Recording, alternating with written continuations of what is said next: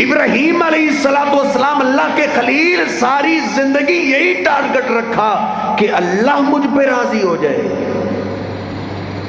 گھر سے نکالا گیا، خانہ بدوشوں کی طرح جھونپڑی لگا لی اللہ کو راضی کرنے کے لیے. ابراہیم اللہ کو چھوڑ دو، وگرنہ سارے علاقے کے لوگ اکٹھے ہو کے اب تجھے آگ لگانا چاہتے ہیں. کہا آگ لگ جائے لگتی ہے، لیکن میں جلنا برداشت کر لوں گا کیونکہ میرا اللہ مجھ پہ راضی ہو جائے. اللہ کے لیے مجھے جلا بھی دیا جائے کوئی پرواہ نہیں. آگ سے نکلے، اللہ نے کہا دیش چھوڑ دے. اپنا دیش چھوڑ دیا اللہ کو راضی کرنے کے لیے. اللہ پاک نے بیٹا عطا کیا. فلما بلغ معه السعي، قرآن پاک اللہ رب العزت فرماتا ہے ابراہیم بیٹا ان کے ساتھ جب دوڑنا شروع ہوا، دوڑنے کے قابل ہوا، 8 یا 10 سال کی عمر، تو اللہ رب العزت نے حکم دیا اے ابراہیم اپنے بیٹے کو قربان کرو. تیرے دل کے اندر اپنے بیٹے کی محبت ہے یا میری محبت ہے؟ جن کا ٹارگٹ یہ ہوتا ہے وہ اللہ کو راضی کریں، ان کو جو نعمت ملتی ہے وہ اس نعمت کو استعمال کرتے ہیں اللہ کو راضی کرنے کے لیے. دنیا کی دولتوں کا ٹارگٹ ہو تو یہ تو کوئی ٹارگٹ نہیں ہے. وہ تو دولت جتنی اللہ نے جس کو دینی ہے وہ دینی ہی دینی ہے. اس حساب سے اللہ عقل دے دیتا ہے، اس حساب سے اللہ ہنر دے دیتا ہے، اس حساب سے اللہ سوچ دے دیتا ہے. وہ تو جو میرے اور آپ کے قسمت میں لکھ دیا گیا ہے، ایک ایک بارش کا قطرہ ہمارے ہمسائے کی چھت پہ نہیں گرنے دیتا. وہ جو ہمارے نصیب کا رزق ہے وہ کہیں نہیں جانے دے گا. کتنے افسوس کی بات ہے، جو لکھ دیا گیا ہے، جو مجھے اور آپ کو مل کے رہنا ہے، ہمیں دن رات اسی کی فکر ہے، اسی کا ٹارگٹ ہے. لیکن یہ دیکھو اللہ والے جو ہوتے ہیں ان کا ٹارگٹ اللہ کو راضی کرنا ہوتا ہے. ایک بیٹا ہے اور بیٹا بھی کس عمر میں ملا ہے؟ بڑھاپے کی عمر ہے.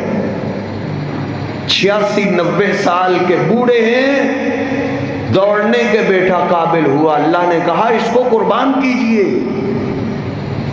ابراہیم علیہ السلام بولے اے اللہ کیوں نہیں؟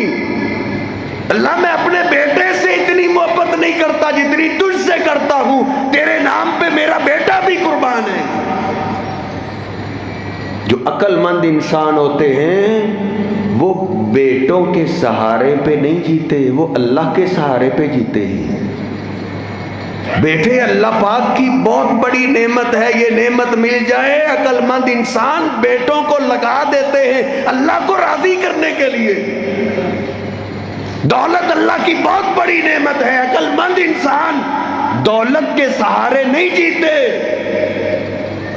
اور جب پڑ جاتی ہے تو دولت اور بیٹے کام بھی نہیں آتے. اللہ ہی کام آنے والا ہے. تو عقل مند انسان اللہ کے سہارے جیتے. اپنی دولتیں، اپنے کاروبار، بزنس پہ توکل نہیں کرتے، وہ اللہ پہ توکل کرتے.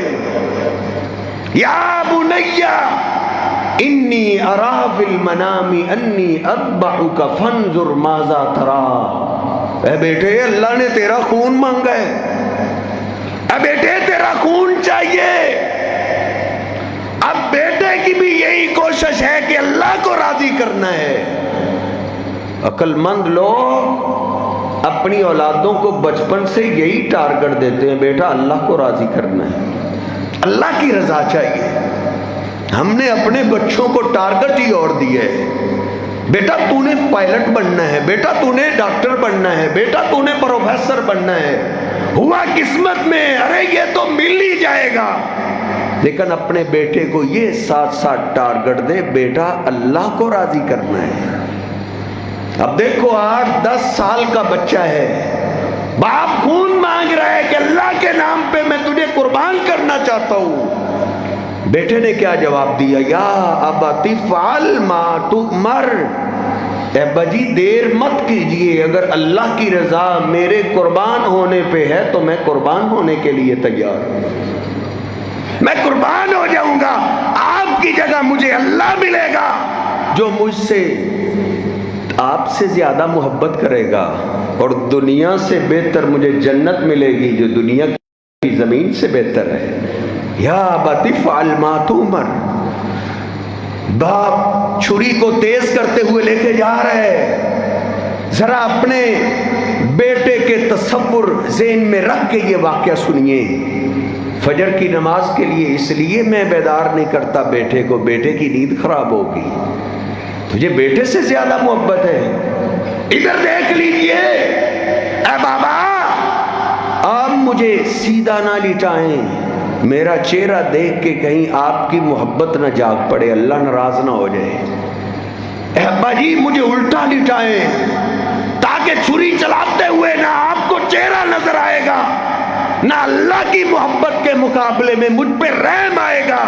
اللہ فرماتا ہے فلما اسلما وتلہ للجبین، لوگوں باپ بیٹا دونوں ہی میرے فرما بردار ہو گئے، پیشانی کے بل بیٹے کو لٹا لیے، بالوں سے پکڑ کے، اور دشمن کے گلے پہ چھری چلانا آسان ہے، باپ تو نافرمان بیٹے پہ چھری نہیں چلا سکتا، یہ تو بیٹا ہی فرما بردار ہے۔ لیکن جو عقل مند لوگ ہوتے ہیں وہ اللہ کی ان نعمتوں کو لگاتے ہیں اللہ کو راضی کرنے کے لیے، اللہ راضی ہو جائے گا۔ فلما اسلم وتلہ للجبین ونادیناہ ان یا ابراہیم قد صدقت الرؤیا انا کذالک نجزی المحسنین، اے ابراہیم ہم نے آپ کی قربانی قبول کر لی ہے۔ اس لیے میرے محترم بھائیوں، تمام انبیاء کا ٹارگٹ ساری زندگی یہی رہا ہے کہ اللہ راضی ہو جائے۔